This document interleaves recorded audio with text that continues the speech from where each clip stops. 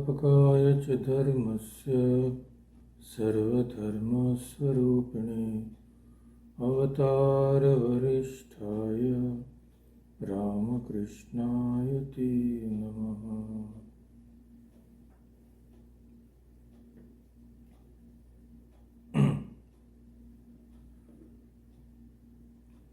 आज हम, जैसा कि आपने देखा है, गीता में वर्णित 3 प्रकार के सुख की चर्चा करेंगे।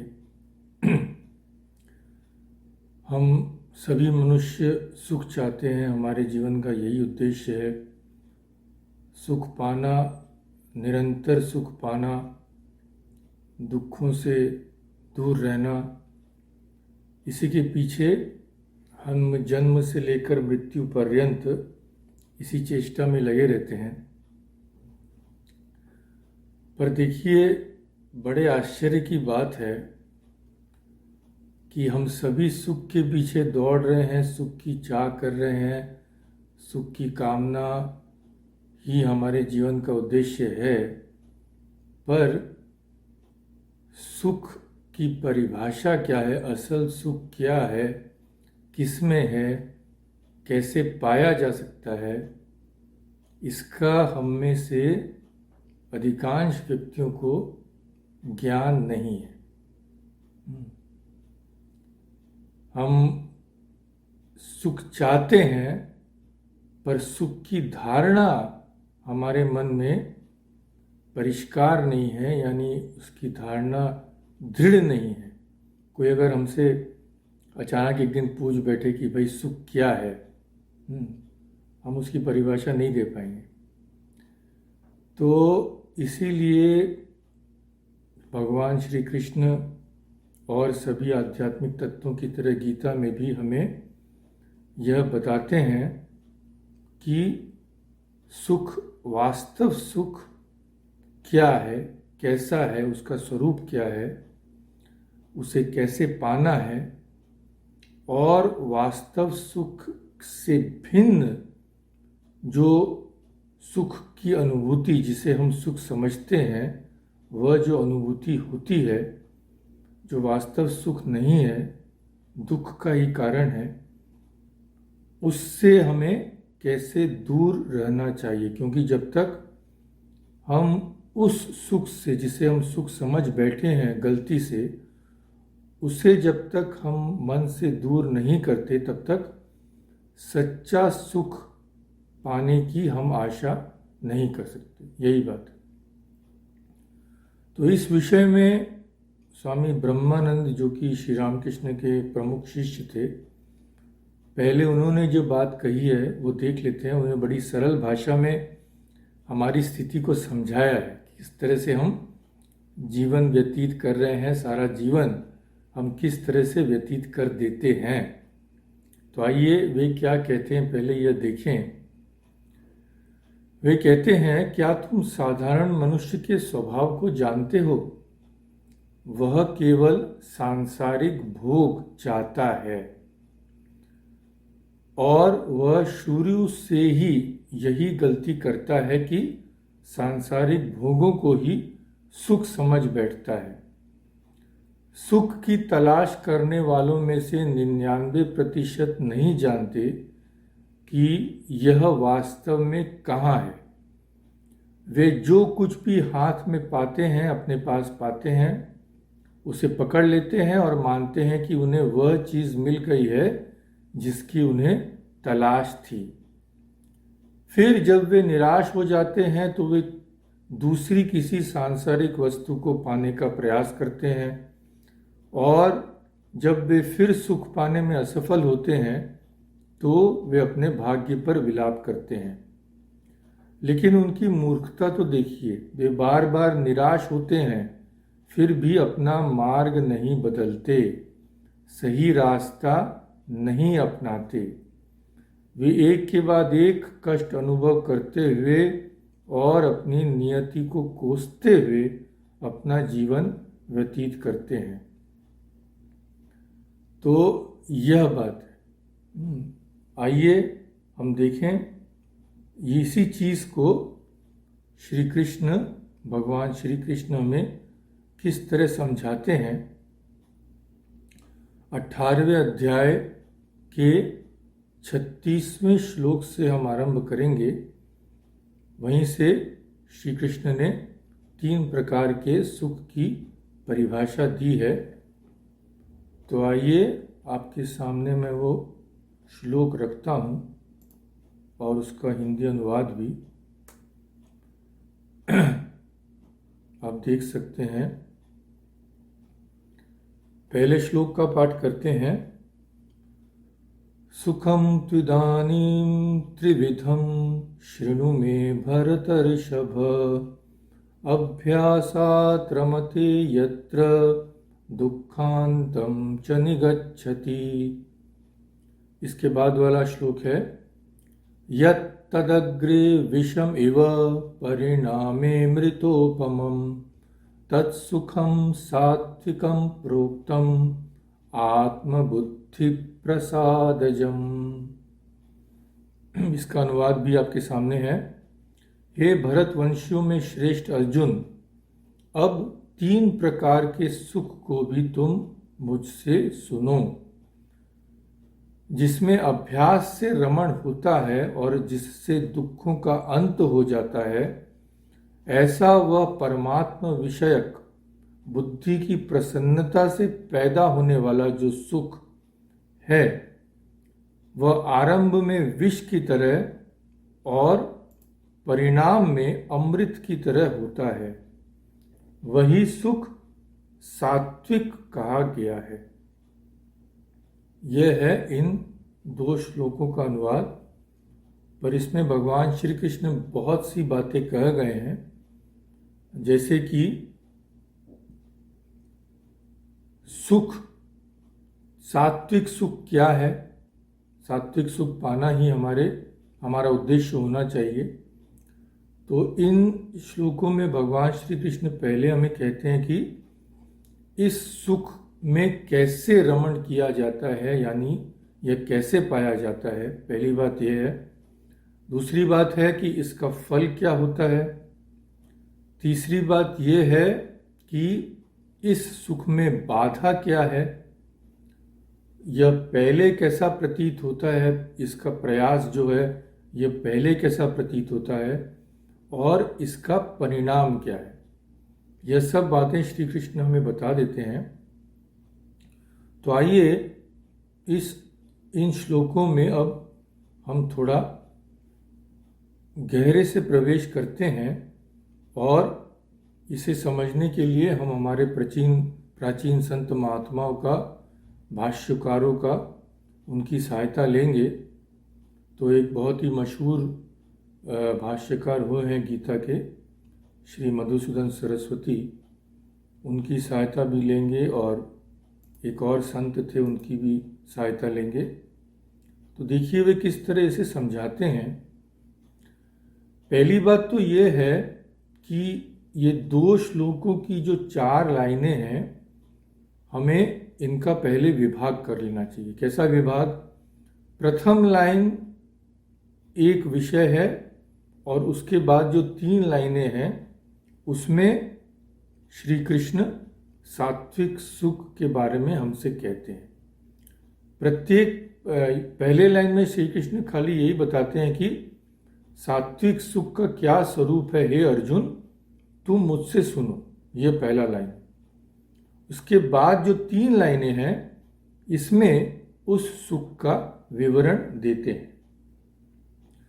तो पहले देखिए, सुखम तु इदानीम त्रिविधम शृणु मे भरतर्षभ। हे भरतवंशियों में श्रेष्ठ अर्जुन, इदानीम अब तुम मुझसे त्रिविधम सुखम 3 प्रकार के सुख के बारे में शृणु माने तुम मुझसे सुनो। मैं यानी मुझसे तुम 3 प्रकार के सुख के बारे में सुनो। तो आइए भाष्य में जाते हैं किस तरह से उन्होंने समझाया इसे। तो वे कहते हैं कि देखो अर्जुन, पहले तुम अपने मन को स्थिर करो। मनः स्थिरी कुरु, अपने मन से दूसरी बातों को हटा दो, दूसरी आसक्तियों का त्याग करके तुम मेरी बात सुनो, श्री कृष्ण कहते हैं, नहीं तो तुम इस गूढ़ तत्व को नहीं समझ पाओगे। और इसे समझाने का अर्थ क्या है, माने इसका मकसद क्या है, मैं तुम्हें क्यों इसके बारे में बता रहा हूं, तो इसके बारे में भाष्यकार कहते हैं उद्देश्य क्या है, हेय उपादेय विवेकार्थम, ये बहुत ही महत्वपूर्ण है। हेय और उपादेय, क्या त्यागना है और किसे स्वीकार करना है, यह जानने के लिए, इसका विवेक करने के लिए तुम मुझसे इन सुखों के बारे में सुनो। क्योंकि जब तक तुम सुख का स्वरूप नहीं समझ पाओगे, तुम्हें यह ज्ञान नहीं होगा कि किस प्रकार के सुख को अपनाना है और किस प्रकार के तथाकथित सुख को त्यागना है। तुम यह नहीं समझ पाओगे, और अगर नहीं समझ पाए तो जिस सुख को तुम्हें नहीं अपनाना चाहिए वह तुम अपनाओगे, और जो असल सुख है, वास्तव में जो सुख है, उससे तुम वंचित रह जाओ। यह बात, तो ऐसा न हो, इसीलिए तुम मुझसे इस सात्विक सुख का पहले स्वरूप समझो, यह बात। तो फिर श्री कृष्ण कहते हैं कि यत्र, जिस सुख में रमते, रमते यानी रमण करता है, रमण करता है यानी परितृप्तो भवति, परितृप्त हो जाता है, जिस सुख को पाकर मनुष्य तृप्ति लाभ करता है। ये एक बहुत बड़ी बात श्री कृष्ण ने कही है। बाकी जो भी सुख है जिसे हम सभी जानते हैं, राजसिक और तामसिक सुख जिसके बारे में श्री कृष्ण बताएंगे, वह हमें तृप्ति लाभ नहीं देता, तृप्त नहीं कर सकता। कुछ क्षणों के लिए है, कुछ घंटों के लिए है, पर हमें तृप्ति नहीं होती उससे, हम बार बार फिर उसकी लालसा करते हैं। पर यह सात्विक सुख क्या है, यह सात्विक सुख मनुष्य को तृप्त कर देता है। यह बात एक है। दूसरी बात क्या कहते हैं, अभ्यासात रमते, अभ्यास से इसमें मनुष्य रमण करता है, यानी अभ्यास के द्वारा ही यह सुख हमें प्राप्त होता है। यह सुख अचानक प्राप्त होने वाला नहीं है, इसके लिए हमें साधना करनी पड़ती है। ऐसा क्यों कहा श्री कृष्ण ने, क्योंकि देखिए इसके बाद वे हमें राजसिक सुख के बारे में बताएंगे। तो राजसिक सुख जो है वह हमें बिना किसी प्रयास के प्राप्त हो सकता है। तो सात्विक सुख उससे भिन्न है। किस तरह से भिन्न है कि इसके लिए अभ्यास करना पड़ता है। यह हमें रातों रात प्राप्त नहीं हो सकता, पर इसके लिए पर्याप्त प्रयास करना चाहिए। क्यों? क्योंकि इसका फल महान है। क्या फल है? दुखांतम च निगच्छति, दुखों का, हमारे सब दुखों का अंत हो जाता है इस सुख को प्राप्त करने से, जो कि अन्य प्रकार के सुखों को प्राप्त करने से नहीं होता, बल्कि वे सब तथाकथित सुख तो हमारे दुख को बढ़ाते हैं। पर इस सात्विक सुख से हमारे दुखों का अंत हो जाता है। एक दुख, दो दुख नहीं, सर्वस्य अपि, सर्व प्रकार के दुखों का अंत हो जाता है। तो भगवान रामानुज कहते हैं, इसे समझाते हुए, इस सुख को प्राप्त करने से निखिलस्य सांसारिकस्य दुःखस्य अंतम निगच्छति, एक प्रकार का दुख, दो प्रकार का दुख, तीन प्रकार का दुख से छुटकारा पाना नहीं। जैसे हम गर्मी से बाहर आए तो अगर जब वापस अपने घर में प्रवेश करते हैं, वहाँ पंखा चल रहा होता है या कोई एयर कंडीशनर चल रहा होता है, तो हमें सुख की प्राप्ति होती है, हमारे दुखों का अंत होता है। किस प्रकार के दुख का अंत हुआ? उस गर्मी से हमें छुटकारा मिला, एक प्रकार के दुख का अंत हुआ। पर अगर हमारे उस समय हमको भूख लगी है, या कुछ और बात है, कोई और प्रकार का दुख है, हमारे शरीर में कोई कांटा चुभा है, हमारे पेट में दर्द हो रहा है, उससे हमें छुटकारा नहीं मिलेगा। हमें तो एक प्रकार के दुख से ही छुटकारा मिला। पर यह सुख ऐसा है कि निखिलस्य सांसारिकस्य दुःखस्य अंतम, इससे हमारे सभी प्रकार के दुखों का अंत हो जाता है, वह भी एक दिन के लिए नहीं, 2 दिन के लिए नहीं, चिरकाल के लिए। तो इसके लिए अगर जितना भी अभ्यास किया जाए, जितना भी त्याग किया जाए, वह कम ही है। अब श्री कृष्ण बताते हैं इसके बाद ये हमें समझाकर कि किस प्रकार यह सुख ही पाने लायक है, इसका फल बताकर हमें बताते हैं कि इसमें बाधा क्या है, यह सुख क्यों हमें एकाएक प्राप्त नहीं हो सकता। तो श्री कृष्ण कहते हैं कि यह सुख तो उपलब्ध किया जा सकता है, इसे हम प्राप्त कर सकते हैं, पर इसमें कुछ अड़चने हैं। कैसी अड़चने? कहते हैं कि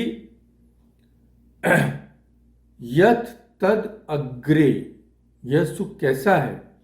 ऐसा है कि अग्रे यानी शुरू में, विषम इव, विष माने तो आप सभी जानते हैं, विष माने हलाहल, जहर।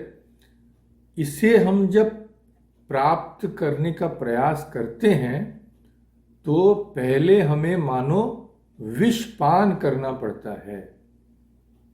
हमें इसके लिए इतनी कठिन साधनाएं करनी पड़ती हैं कि पहले हमें वह ऐसा लगता है कि हम विष पान कर रहे हैं। तो यह इसका कारण क्या है, क्यों हमें ऐसा लगता है?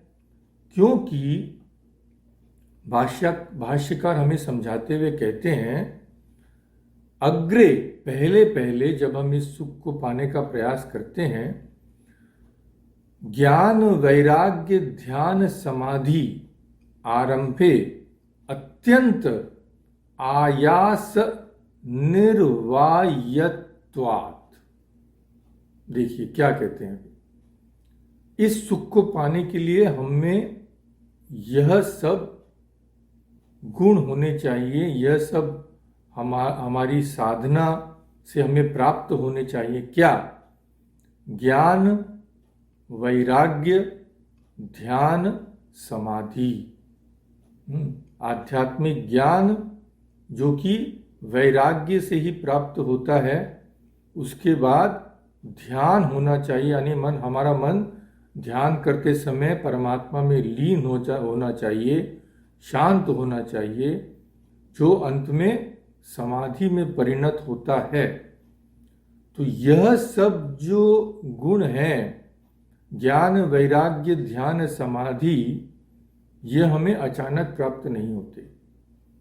आरंभ में अत्यंत आयास, आयास यानी परिश्रम, मेहनत, बहुत परिश्रम करना पड़ता है इन्हें पाने के लिए। अत्यंत आयास निर्वायत्वात्, यानी बहुत परिश्रम के बाद ही यह हमें प्राप्त होते हैं। तब क्यों हम इसके लिए चेष्टा करें? इसलिए कि अंत में, परिणाम में अमृतोपमम, परिणाम इसका बहुत ही सुखद रहता है। परिणाम हमें जैसे कोई अमृत का पान करा दे, वैसी हमारी अनुभूति होती है। तो शुरू में भले ही इसमें कष्ट हो, पर परिणाम स्वरूप, यानी जब हमारा ध्यान इत्यादि परिपक्व हो जाते हैं तब हम अतिशय प्रीति लाभ करते हैं, यानी दिव्यानंद का भोग करते हैं। यह बात। अब इस आनंद, इस सुख में और सांसारिक सुख में पार्थक्य क्या है? इस सुख का विषय क्या है और सांसारिक सुख का विषय क्या है? इसे समझाते हुए श्री कृष्ण कहते हैं कि यह सुख दिव्य क्यों है? क्योंकि यह आत्म बुद्धि प्रसादजम है। आत्म बुद्धि प्रसादजम, जम यानी जन्मा हुआ, पैदा हुआ। तो इसे एक शब्द है पंकज। तो पंख में जिसका जन्म हुआ है, तो यहां पे जो ज शब्द है इसका अर्थ है जन्म। तो पंकज, पंकज यानी जिसका पंख में जन्म हुआ है। तो यहां भी देखिए इस शब्द में भी ज का ऐसा ही प्रयोग है। आत्म बुद्धि प्रसाद जम है, यानी यह आत्म बुद्धि के प्रसाद से उत्पन्न हुआ है। यह बात, इसीलिए यह सुख सांसारिक सुखों से भिन्न है। आत्म बुद्धि से इसका जन्म होता है, आत्म बुद्धि से यह उत्पन्न होता है। अब यह आत्म बुद्धि यानी आत्म विषय बुद्धि है। आत्म विषय बुद्धि विषय बुद्धि से पूरी तरह भिन्न है। विषय माने संसार के विषय जिससे हम सुख प्राप्त करते हैं, पर यह आत्म बुद्धि विषय बुद्धि से बिल्कुल भिन्न है। यह तभी उत्पन्न होती है जब हमारी अनात्म बुद्धि निवृत्त हो जाती है। अनात्म बुद्धि क्या है? इस शरीर को आत्मा मानना ही अनात्म बुद्धि है। वह बुद्धि जो अनात्मा को आत्मा समझ बैठी है। पर आत्म बुद्धि क्या है? आत्म बुद्धि वह है जो जिस बुद्धि से इस आत्मा का साक्षात्कार हो जाता है, तब हमारी बुद्धि का विषय वह आत्मा ही हो जाती है। यह बात। तो जैसे हम समझ लीजिए कुछ अच्छा खाने गए, हमें आइसक्रीम अच्छा लगता है, हम आइसक्रीम खाए।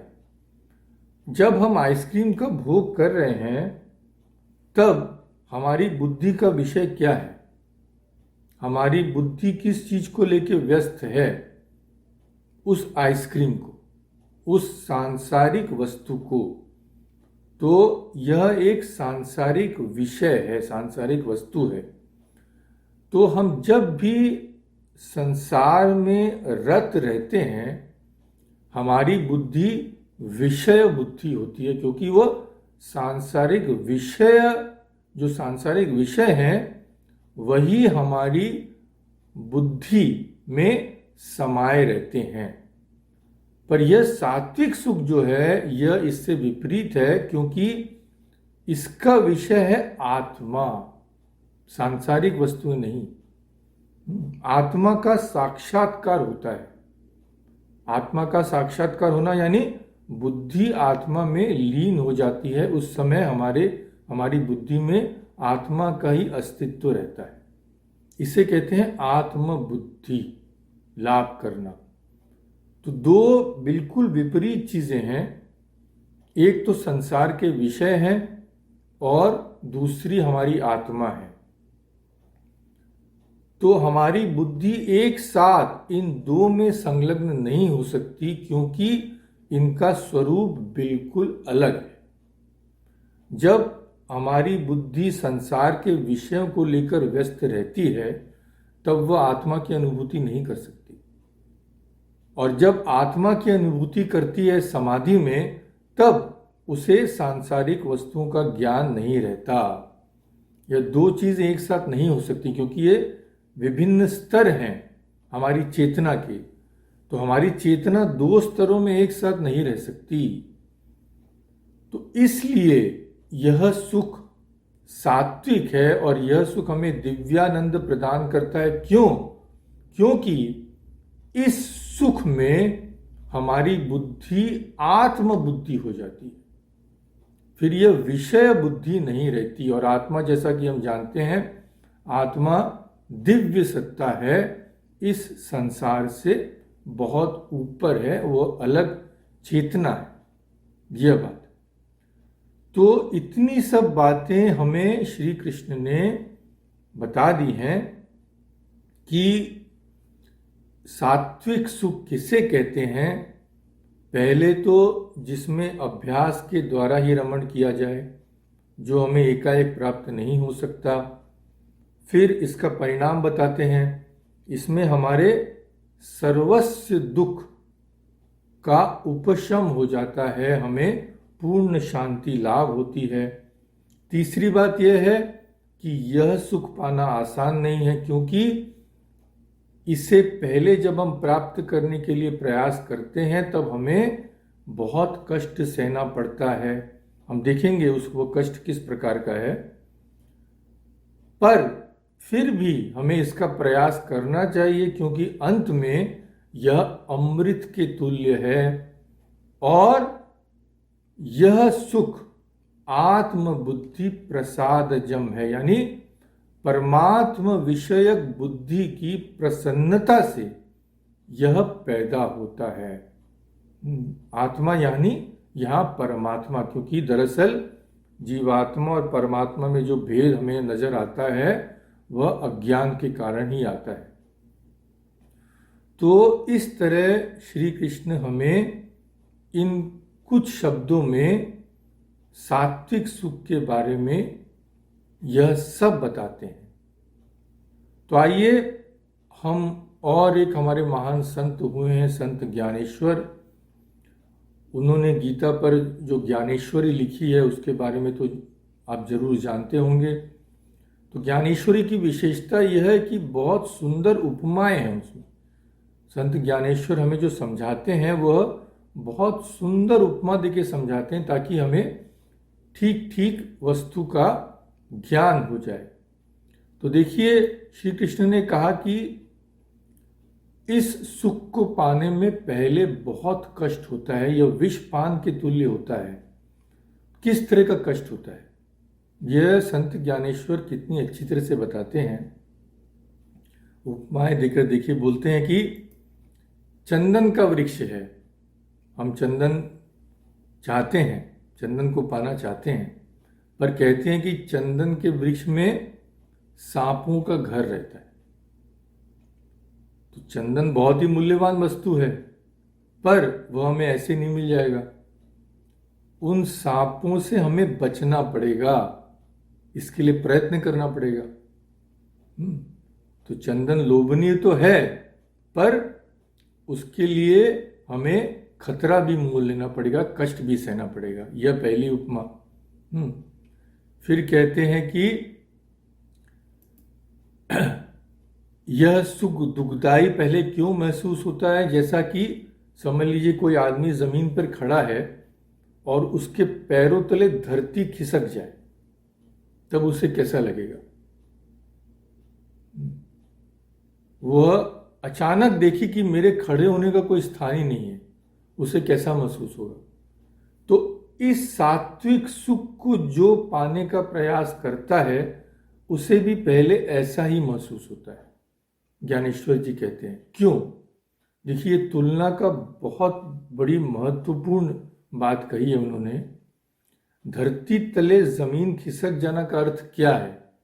इसका अर्थ यह है कि साधक जब शुरू में इस सुख को पाने की साधना आरंभ करता है, तब उसे यह सुख शुरू में तो मिलता नहीं, दीर्घ काल तक अभ्यास करने के बाद ही यह प्राप्त होता है। पर उसे इस साधना में सफलता प्राप्त करने के लिए सांसारिक सुखों का त्याग करना पड़ता है। जब तक कुछ अंश तक इस त्याग को वह नहीं अपनाता है, तब तक वह साधना में प्रवृत्त ही नहीं हो सकता। तो उसकी स्थिति क्या होती है? देखिए, एक तरफ तो उसने सात्विक सुख अभी तक पाया नहीं है, दूसरी तरफ जो चीजें उसे सुख प्रदान करती थी उसे वह छोड़ चुका है। यानी मानो उसे खड़े रहने का मानो कोई स्थान ही नहीं मिला, यानी कोई संबल ही उसके पास नहीं रहा। एकमात्र संबल उसके पास रहता है अपना विवेक और ईश्वर पर विश्वास, ईश्वर पर समर्पण। इन दो चीजों के अलावा उसके पास शुरू में और कोई संबल नहीं रहता। बहुत ही कठिन परिस्थिति होती है, और यह परिस्थिति कितने वर्ष चलेंगे, कितने जन्मों तक चले, कोई नहीं जानता। सब ईश्वर की कृपा, उसकी साधना पर निर्भर करता है। तो इसलिए संत ज्ञानेश्वर कहते हैं कि ये ऐसा है कि समझ लीजिए पहले हमारे धरती तले जमीन ही, हमारे पैरों तले धरती ही खिसक जाए, ऐसा लगता है। या फिर एक और उपमा देते हैं कि समझ लीजिए एक भूखा आदमी, उसके सामने कोई बहुत स्वादिष्ट भोजन रख के उसे फौरन हटा ले, तब उसे कैसा लगेगा? उसी तरह का महान दुख पहले साधक को भी प्राप्त होता है। तो यह भी इसी कारण कहा गया, जिसकी हमने आलोचना की, कि ये जो भोजन हटा लेना यानी क्या? ये इसका अर्थ है कि साधक के सामने से अचानक ही जैसे सब सांसारिक सुखों को ले लिया जाता है। क्योंकि वह विवेक कर रहा है। जब साधना में प्रवृत्त होता है साधक, तो विवेक करना आरंभ करता है कि अन्य प्रकार के जो सुख हैं, जिसकी हम विवेचना करेंगे अभी, उसे त्यागने पर ही उसे सात्विक सुख मिलता है। यह विवेक उसके मन में जागृत रहता है, इसीलिए वह सांसारिक सुखों को कुछ अंश तक त्याग करता ही है। इसीलिए संत ज्ञानेश्वर कहते हैं कि यह त्याग उसी प्रकार है जिस तरह से कोई भूखा आदमी है, उसके सामने स्वादिष्ट भोजन रखकर उसे हटा लिया जाए। या फिर बोलते हैं कि किसी माँ से उसके बालक को छीन लिया जाए। माँ का पूरा मन अपनी संतान पर केंद्रित है, भयंकर आसक्ति है उसे संतान से, वो उससे छीन लिया जाए। तो ऐसा है कि साधक से जब सांसारिक सुख छीन लिए जाते हैं माने ये नहीं कोई उससे ले जाता है, उसका विवेक उसे त्याग करने पर मजबूर करता है। तो जब ऐसा होता है तो उसे ऐसी वेदना होती है, यानी किसी माँ को उसके संतान से बिछड़ गई, समझ लीजिए माँ अपने संतान से। इस तरह से कितनी सुंदर तरीके से उन्होंने समझाया है। ऐसा ही साधक को पहले लगता है जब उसकी इंद्रियां उन विषयों को त्याग कर देती है जिनमें अब तक वे सुख प्राप्त कर रही थीं। यह बात, जैसे समुद्र मंथन की कथा हम सभी जानते हैं, भागवत में है। तो समुद्र मंथन किया गया। समुद्र मंथन जब किया देवताओं और असुरों ने, तो पहले क्या निकला? पहले तो अमृत नहीं निकला ना, पहले विष निकला। विष पान जब शंकर जी ने कर लिया, उसके बाद फिर क्या है? फिर किस वस्तु का उद्भव हुआ समुद्र से? सांसारिक भोगों का, रमणीय वस्तुओं का। जब वह भी किसी को प्रलोभित नहीं कर सकता, तब जाकर अमृत का उद्भव होता है। तो वो दूसरी कथा है, कभी और उसकी चर्चा करेंगे। तो बात यह है कि यह सुख ही असल सुख है। वास्तव में यही सुख है, यही वांछनीय है, और इसे पाने का ही प्रयास हमें करना चाहिए। हालांकि इसमें शुरू में बहुत कष्ट होता है, बहुत परिश्रम हमें करना पड़ता है। अब देखिए, इसके बाद भगवान कृष्ण हमें दो प्रकार के सुखों के बारे में बताते हैं, पर ये सुख जिनकी हम अब चर्चा करेंगे, ये तथाकथित सुख हैं, ये वास्तव में सुख नहीं, ये तो दुखदाई है। आइए देखते हैं श्री कृष्ण क्या कहते हैं। तो पहले आइए यह श्लोक और इसका अनुवाद आपके सामने रखता हूं। तो पहले हमने सात्विक सुख की चर्चा की, अब नीचे आते हैं श्री कृष्ण अब हमें राजसिक सुख की बात बताते हैं। क्यों? क्योंकि हेय उपादेय विवेकार्थम, जैसा कि हमने पहले कहा, क्योंकि अर्जुन को क्या हेय है, क्या त्याग करने योग्य है और क्या उपादेय है, क्या ग्रहण करने योग्य है, यह बताना चाहते हैं। तो ग्रहण करने योग्य तो बता दिए, सात्विक सुख ग्रहण करने योग्य है। अब क्या हेय है, किसे त्याग करना चाहिए, उन दो सुखों के बारे में बताते हैं। राजसिक सुख और तामसिक सुख, इन दो तथाकथित सुखों को हमें त्याग करना पड़ेगा। तो पहले देखिए राजसिक सुख के बारे में वे क्या कहते हैं। आपके सामने श्लोक और उसका अनुवाद है। विषयेन्द्रिय संयोगात् यत्तदग्रे मृतोपमं परिणामे विषम इव तत्सुखम राजसं स्मृतम। इसे राजसिक सुख कहते हैं। किसे?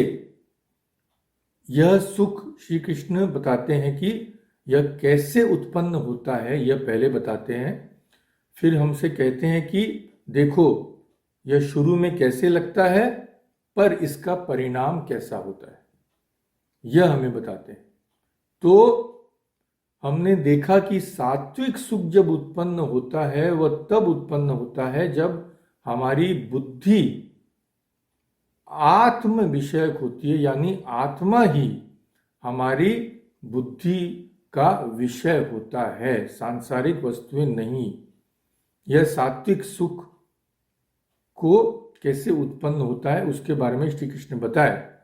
अब बताते हैं राजसिक सुख कैसे उत्पन्न होता है। राजसिक सुख तब उत्पन्न होता है जब विषय इंद्रिय संयोगात, संयोगात यानी संयोग से दो चीजों का संयोग, दो चीजें जब आपस में जुड़ती हैं, कौन सी चीजें, कौन सी वस्तुएं, विषय और इंद्रिय। यहां विषय का अर्थ है सांसारिक वस्तुएं, सांसारिक भोग, जिन वस्तुओं से हमें प्राप्त होता है। तो उन विषयों का जब हमारी इंद्रियों से संयोग होता है तब हमें राजसिक सुख प्राप्त होता है। यह बात, आइसक्रीम खाना पसंद करते हैं, आइसक्रीम खाया, आइसक्रीम जब खाते हैं तो क्या होता है, उस आइसक्रीम का हमारी जिह्वा से स्पर्श होता है। कोई भी पदार्थ जो हमें अच्छा लगता है जब हम खाते हैं, कोई भी ध्वनि जो हमें अच्छी लगती है हम सुनते हैं, कोई भी सुगंध जब हमारे नासिका में जाती है, तब क्या हो रहा है, सांसारिक विषयों का हमारे इंद्रियों से संयोग हो रहा है। यह बात। तो इस संयोग से जो सुख उत्पन्न होता है उसे राजसिक सुख कहते हैं, और यह तत्काल अनुभव होता है। हमें इसके लिए कोई महान परिश्रम नहीं करना पड़ता। जाए बाजार से गए और बाजार में गए और आइसक्रीम खरीद लाए, बस वो उस चंद रुपयों को पाने के लिए जो परिश्रम करना पड़ता है वो तो है ही। तो ऐसा नहीं कि दीर्घ काल तक बहुत त्याग करना पड़ता हो, बहुत तपस्या करनी पड़ती है, ऐसा तो कुछ भी नहीं है इस सुख में। इच्छा हुई, सामर्थ्य अगर रहा, जाके आइसक्रीम लाके खा लिए, तत्काल सुख मिला। तो पहला सुख था अभ्यासात रमते, जिसमें रमण किया जाता है अभ्यास के द्वारा ही। पर यह सुख, इस सुख को पाना तो बड़ा आसान है, कुछ क्षणों में ही सुख मिलता है। तो जब ऐसा ही है तो भाई क्यों प्रयास करें, क्यों त्याग करें, क्यों ज्ञान वैराग्य ध्यान का अभ्यास करें? ये सब, इस पछड़े में कौन जाए? सांसारिक सुख तत्काल मिल रहा है, उसे ग्रहण क्यों नहीं करेंगे? क्यों नहीं करेंगे? इसका उत्तर श्री कृष्ण देते हैं कि भाई ये बात ठीक है, सांसारिक सुख तत्काल तुम्हें मिल जाएगा, और अग्रे, पहले, अमृतोपमम, अमृत जैसा लगेगा। आ हा हा, क्या स्वादिष्ट भोजन है। आ हा, जो घर में आराम से बैठे हैं एयर कंडीशन चला के, क्या स्पर्श, त्वचा को आराम मिल रहा है। आ हा हा, अमृत जैसा सुख। पर इसका परिणाम अच्छा नहीं। परिणामे विषम इव, इसका परिणाम जब आएगा तब विष खाने से जो अनुभूति होती है, हमें उस तरह की दुखद अनुभूति होगी, दुख प्राप्त होगा, यह बात।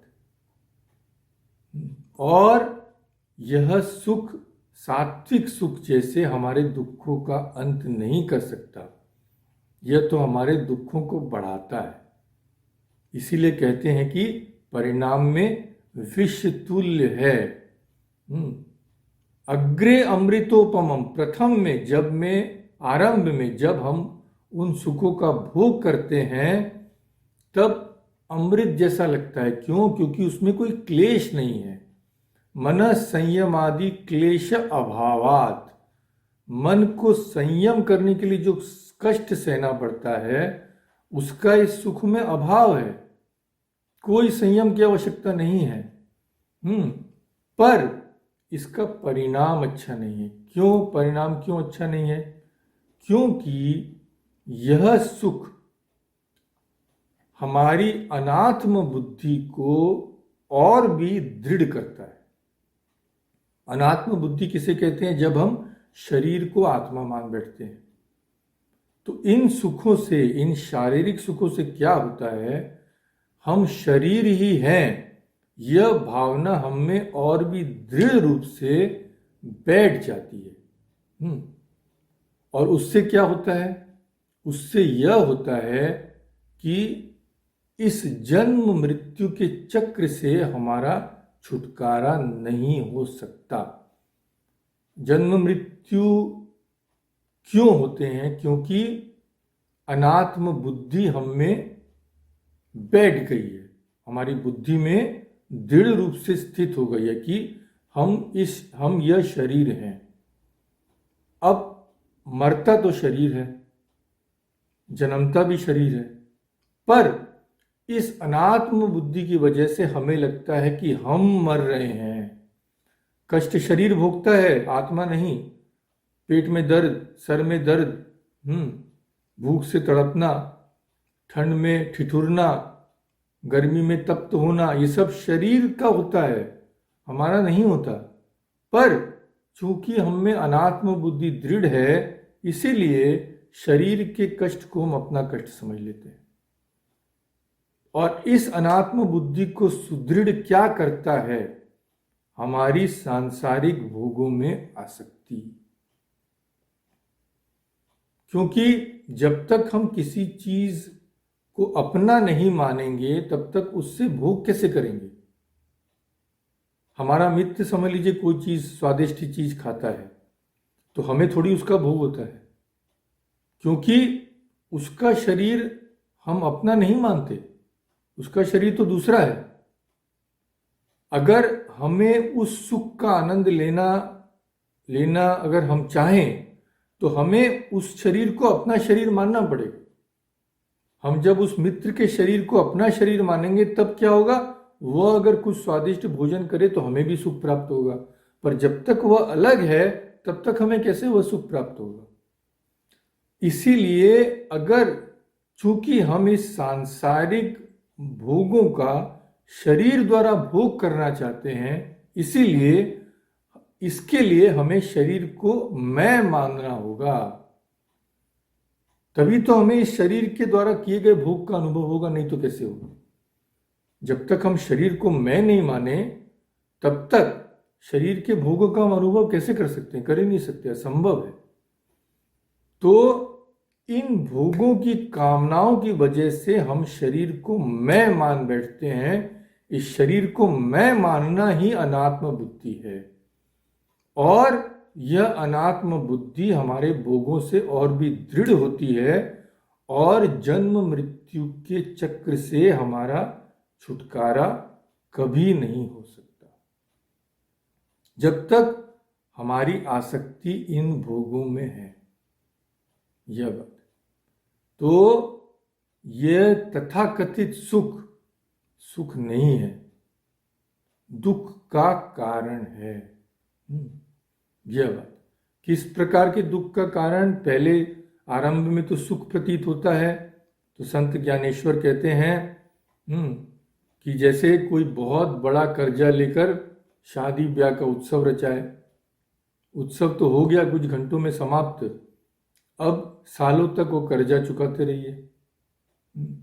या ऐसा कुछ सुख है, जैसे किसी को डायबिटीज की बीमारी है तो उसे मिठाई खाने में जो सुख हो रहा है, जब खा रहा है उसे सुख हो रहा है, पर उसका परिणाम क्या होगा? उसके स्वास्थ्य की हानि होगी। तो इस तरह से हमें संत ज्ञानेश्वर समझाते हैं कि पहले तो ये बड़ा अच्छा लगता है, पर इसका परिणाम अच्छा नहीं। तो जो यह जानकर भी इस सुख को अपनाता है, वह अपना ही सर्वनाश करता है। यह बात स्वामी विवेकानंद हमसे कहते हैं।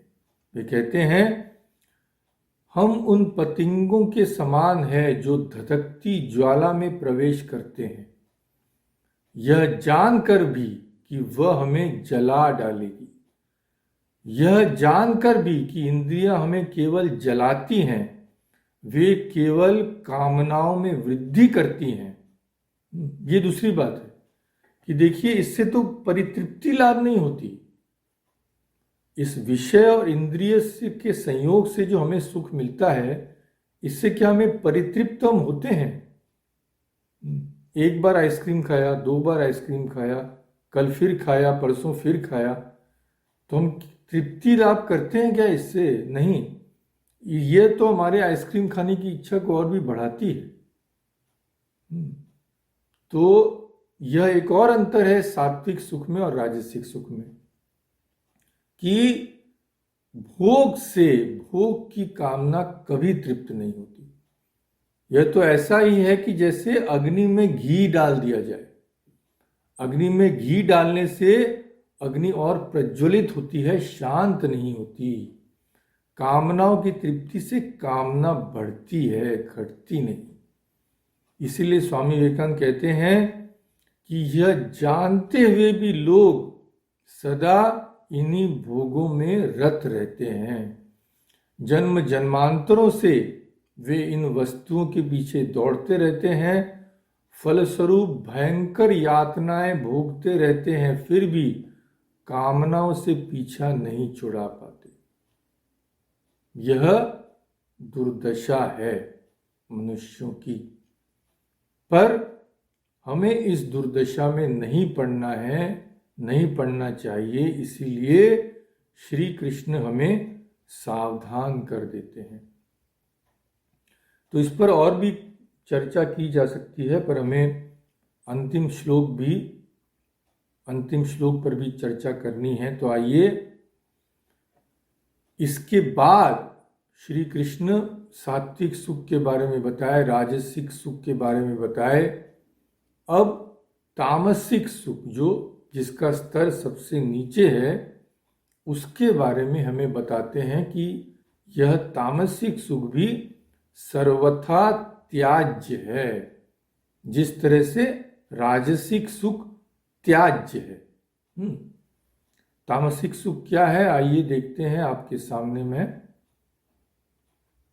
वो आप देख सकते हैं आपके सामने। तामसिक सुख किसे कहते हैं? यदग्रे चानुबंधे च सुखम मोहनमात्मनः निद्रालस्य प्रमादोत्थम तत्तामसम उदारितम। तो भगवान श्री कृष्ण कहते हैं, हे अर्जुन, तत्तामसम उदारितम, यानी वह सुख तामस कहा गया है, तामसिक कहा गया है। कौन सा? अग्रे, शुरू में, और अनुबंधे च, माने यानी परिणाम में भी यह सुख मोहनम है। मोहनम यानी हमें मोहित करता है, मोहित करता है, हमें भूल दिशा दिखाता है, हमारी बुद्धि को भ्रमित करता है, शुरू में भी और अंत में भी। अग्रे च अनुबंधे च सुखम मोहनमात्मन। किस तरह का सुख है ये? इसके बाद श्री कृष्ण कहते हैं, निद्रा, आलस्य और प्रमाद, इनसे यह सुख उत्पन्न होता है। निद्रा से, आलस्य से, प्रमाद से। तो पहला सात्विक सुख किस तरह से उत्पन्न होता है? जब हमारी बुद्धि का विषय आत्मा होती है, जब हम अपने को आत्मा में लीन करते हैं, आत्मा का जब हमें साक्षात्कार होता है, आत्मा का बोलिए, परमात्मा का बोलिए, एक ही बात है। यह सात्विक सुख तब उत्पन्न होता है। राजसिक सुख कब उत्पन्न होता है? जब विषयों से हमारी इंद्रियों का संयोग होता है। और तामसिक सुख कब उत्पन्न होता है? इसमें हमारा किसी चीज से संयोग नहीं है। इसे तो हम ही बुलाते हैं। किस तरह से? निद्रा, आलस्य और प्रमाद में सुख मानकर।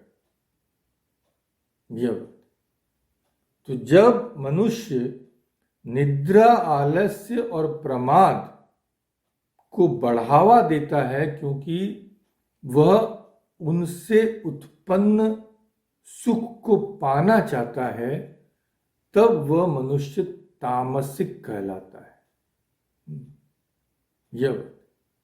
और ऐसा सुख सर्वथा त्याज्य है, क्योंकि शुरू में और अंत में यह मनुष्य को मोहित ही करता है। इसमें अच्छा कुछ भी नहीं, न शुरू में, न आरंभ में, और न अंत में। तो तत्सुखम, वह सुख, अग्रे, आरंभ में, और अनुबंधे, परिणाम में भी जो मोहनम है। अब ये मोह क्या है? देखिए हमारे भाष्यकार किस तरह से मोह की परिभाषा देते हैं। भगवान रामानुज कहते हैं, मोह क्या है? मोह अत्र यथा अवस्थित तु अप्रकाश अभिप्रेत। जो चीज है जिस प्रकार की, उसे उस प्रकार का न समझकर दूसरी प्रकार का समझ लेना, इसे मोह कहते हैं। तो यह भ्रांत बुद्धि है। यह एक परिभाषा भगवान रामानुज करते हैं। और यह कैसे उत्पन्न होता है? निद्रा, आलस्य और प्रमाद से। तो निद्रा तो हम सभी जानते हैं, निद्रा सुख का हम सभी को अनुभव होता है रोज ही। इसके बारे में कोई परिभाषा देने की आवश्यकता ही नहीं है। आलस्य किसे कहते हैं? आलस्य देखिए भगवान रामानुज समझाते हैं, आलस्यम इंद्रिय व्यापारम आंद्यम, और इंद्रिय व्यापारम आंद्य च ज्ञानम आंद्यम भवति। इंद्रियों का व्यापार, जब इंद्रियों का कार्य जब मंद हो जाता है, तब उसे कहते हैं आलस्य। और जब इंद्रिय व्यापार जब मंद हो जाता है, इंद्रियों का कार्य जब मंद हो जाता है, तब क्या होता है? हमारा ज्ञान भी मंद हो जाता है, हमें ठीक से ज्ञान नहीं होता वस्तुओं का। जैसे हम सुबह उठते हैं, आंख नहीं खोल पा रहे हैं, गहरी निद्रा में है, तो उस समय समझ लीजिए हमें किसी कक्षा में बैठा दिया जाए कि भाई तुम प्रवचन सुनो, हम नहीं सुन पाएंगे, क्योंकि हमारे इंद्रियों का व्यापार, इंद्रियों का कार्य मंदा हो गया है, धीमा हो गया है, हमारी आंख नहीं खुल रही है, हम ठीक से सुन नहीं पा रहे हैं। तो उस स्थिति में हमें ज्ञान प्राप्त नहीं हो सकता, मूढ़ता की अवस्था है वो। तो इन सुखों का अगर हम उपभोग करेंगे तो हमारी इस मूढ़ता में वृद्धि होगी, यानी ज्ञान प्राप्त करने के लायक हम नहीं रह जाएंगे। किसी आलसी मनुष्य को कुछ सिखाने की चेष्टा करिए, नहीं सीख पाएगा जब तक वो आलस्य का त्याग नहीं कर सके, क्योंकि उसकी बुद्धि कार्य ही नहीं करेगी, वो तो उसकी गति धीमी हो गई है। कितनी सुंदरता से भगवान रामानुज हमें समझाते हैं। तीसरा क्या है? आलस्य, निद्रा के बाद प्रमाद। प्रमाद में जो सुख होता है, प्रमाद यानी क्या? प्रमाद यानी कर्तव्य पालन में असावधानता। हमें पता है हमें इस टाइम यह करना है, इस समय हमें यह करना है। जैसे कार्य में हमें ऑफिस में समझ लीजिए सुबह 9 बजे पहुंचना है, तो प्रमादी व्यक्ति क्या बोलेगा? प्रमादी व्यक्ति ऐसा सोचेगा, अरे कोई बात नहीं, जाएंगे धीरे धीरे, अरे 5-7 मिनट लेट हो गया तो कौन सी आफत आ जाएगी, कौन सा एटम बम फट जाएगा। तो उसे पता है कि उसे जो वेतन दिया जा रहा है वह इतने घंटों तक काम करने के लिए है, और उसका कर्तव्य है कि उतने घंटे पूरी निष्ठा से काम करे, पर वह प्रमादी है। प्रमादी है यानी वह इसके बारे में सचेतन नहीं है। आलस्य से ही प्रमाद का उद्भव होता है, प्रमाद भी एक तरह का आलस्य ही है। तो उस व्यक्ति को इस प्रमाद से जो सुख प्राप्त होता है, लापरवाही से जो सुख प्राप्त होता है, असावधानी से जो सुख प्राप्त होता है, उसे तामसिक सुख भगवान कहते हैं। तो तामसिक सुख में ना तो शुरू में, ना आरंभ में और ना अंत में भी कुछ भी पाने लायक है।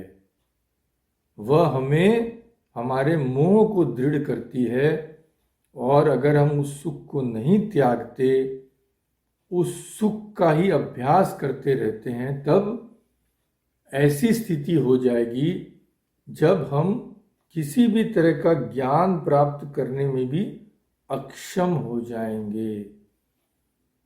और अज्ञानी का जीवन पशु का ही जीवन है, पशु तुल्य ही है। मनुष्य को पशुओं से पृथक करता है उसका ज्ञान, उसका विवेक। जब वही नहीं रहा तो पशु भी समाना, फिर तो मनुष्य पशु ही हो गया। तो यह तामसिक सुख हमें बिल्कुल ही रसातल में डाल देगा, इसीलिए यह सर्वथा त्याज्य। तो जो पहले श्री कृष्ण ने बात कही अर्जुन से, वह हमें स्मरण रखनी चाहिए कि क्यों श्री कृष्ण हमें ये सब बता रहे हैं। हेय उपादेय विवेकार्थम, इस बात का विवेक हो हम में कि क्या ग्रहण करने योग्य है, क्या उपादेय है, और क्या त्याज्य है, यानी क्या हेय है। यह विवेक जब तक हम में जागृत नहीं हो जाता, तब तक हम साधना के प्रथम सोपान पर भी पहुंच नहीं सकते, हम साधना की पहली सीढ़ी भी चढ़ नहीं सकते। हमारी आध्यात्मिक साधना इसी विवेक से आरंभ होती है। कुछ करने से पहले सोचो, विवेक करो, जानकी सखी कृपा जगावती सुजानु जीव, जागी त्यागी मूढ़ता। जागो और मूढ़ता को त्यागो, यह बात। तो इसीलिए श्री कृष्ण अर्जुन से कहते हैं कि अर्जुन, तुम्हें जो भी सुख आसानी से प्राप्त हो जाए, जिसके लिए तुम्हें परिश्रम ना करना पड़े, तुम्हें पहले वो भले ही अमृत जैसा प्रतीत हो, पर उस सुख को तुम मत अपनाओ, उस पर विचार करो। यह सुख कितनी देर रहेगा, इसका परिणाम क्या होगा, इन सब बातों की विवेचना करके ही तुम असल सुख क्या है यह समझ पाओगे। समझ पाने के बाद ही तुम उस साधना में प्रवृत्त हो पाओगे जो वह सात्विक सुख तुम्हें उपलब्ध करा सके। यह बात, यह हमें समझाने के लिए अर्जुन के माध्यम से श्री कृष्ण इन कुछ शब्दों में इस गूढ़ तत्व को हमारे सामने रखते हैं। तो और भी गहरी आलोचना इसमें कर सकते हैं। पूजनीय स्वामी रामसुखदास जी ने अपनी साधक संजीवनी टीका में बहुत प्रैक्टिकल, बहुत ही साधना के विषय में इस श्लोक में जब उनका जो भाष्य है उसमें कई बातें कही हैं, तो वो कभी हमारे पास और समय रहा तो हम देख सकते हैं। आज हम यहीं समाप्त करते हैं। ओम शांति शांति शांति। हरि ओम तत्सत। श्री राम।